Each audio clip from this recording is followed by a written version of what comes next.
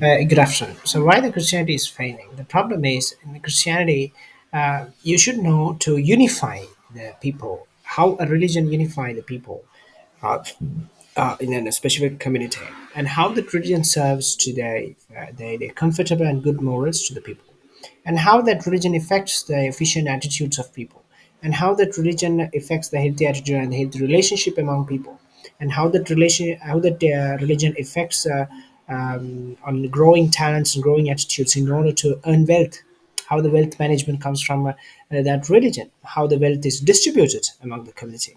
So these four questions should be answered by Christianity.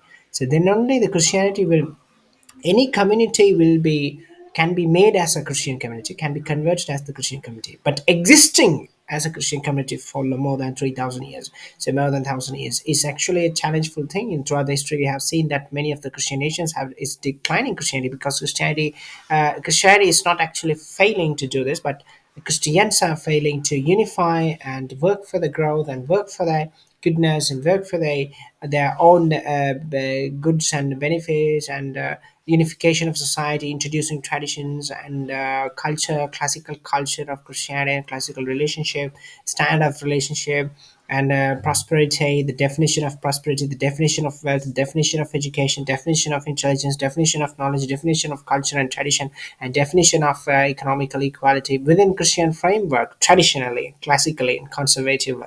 So that's what that, and how you unify people, the relationship, the definition of relationship and definition of tradition, how you make how you introduce the Christian tradition to, in order to shape the personality of men and women and girls and boys. So those are very important things. So these answers should be innovated by Christians. Then only Christianity will exist among Christian communities. It's not about mingling the secular world with Christianity, I'm not telling that, but there should be creative innovation of traditions and cultures, and ideological difference, ideological improvements on the Christian faith. Then only Christianity will thrive in any society within the evangelical Christian framework of Jesus Christ. Glory to Jesus. Thank you.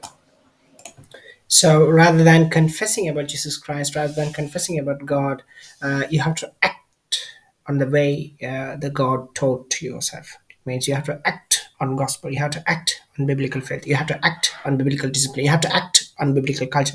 You have to act on biblical finance. You have to act on biblical politics.